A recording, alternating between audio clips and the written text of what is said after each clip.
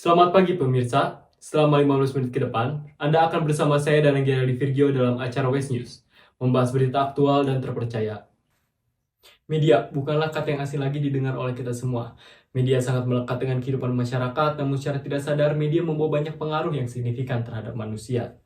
Media seringkali dijadikan wadah untuk menyalurkan emosi seperti berkomentar, namun tanpa memikirkan perasaan orang yang dikomentarinya.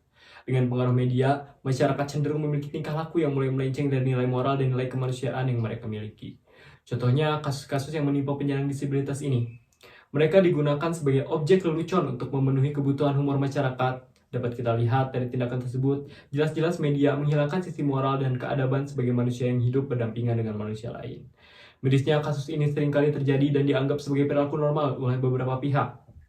Pasalnya, perilaku ini mulai dianggap menghibur sebagian orang, namun tentunya merugikan penyandang disabilitas.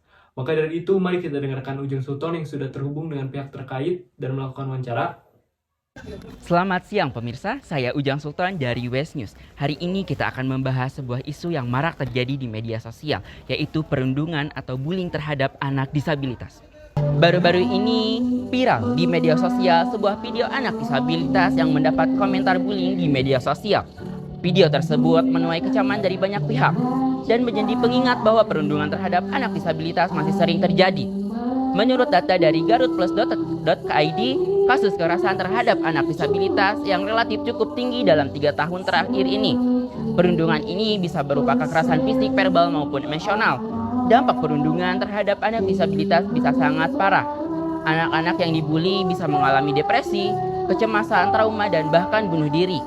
Oleh karena itu, kita penting untuk meningkatkan kesadaran tentang perundungan terhadap anak disabilitas. Kita perlu mengajak anak-anak untuk saling menghormati dan menerima perbedaan. Kita juga perlu menciptakan lingkungan yang aman dan eksklusif bagi anak-anak disabilitas, sehingga mereka bisa belajar dan berkembang dengan baik tanpa rasa takut.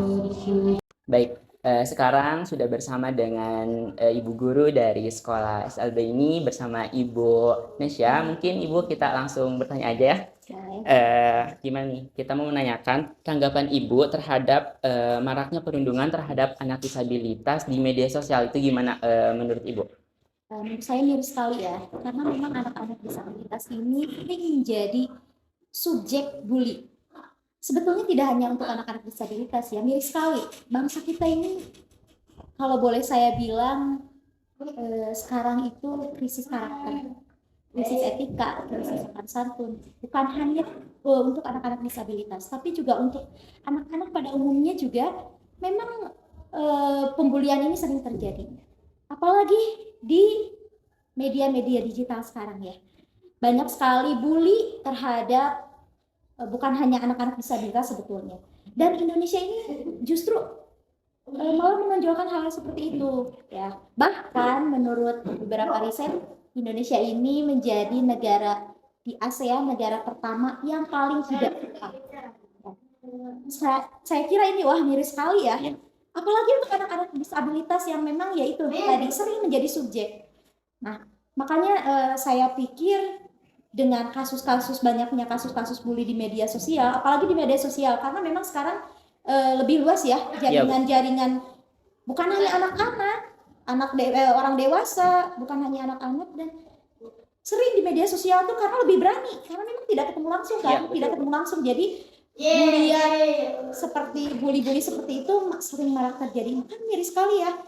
Dari itu saya ingin ya penanaman karakter untuk bangsa kita ini harus dipupuk sejak dini, di usia-usia prasekolah. Penanaman karakter ini sangat penting supaya tidak terjadi maraknya pembulian seperti ini. Menurut saya seperti itu sih.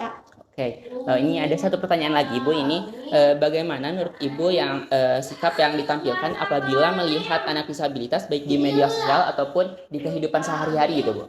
Oke, boleh saya nanya balik ke Ani? Boleh Bu. Oke, kalau AA sendiri melihat anak disabilitas seperti apa? Menurut saya tuh sama-sama sama kita, cuman mungkin mereka dikasih kelebihan gitu. Jadi mereka tuh ada sesuatu yang dikasih sama Allah tuh kelebihan yang apa ya? Yang spesial gitu. Maksudnya tuh dia juga bisa bertumbuh dan berkembang tapi dengan cara mereka sendiri gitu Bu, seperti Oke, itu. ya. Jadi memang cara pandang AA sudah hebat ya. Ya. Saya ingin tanya satu lagi, apakah mereka perlu dikasihani?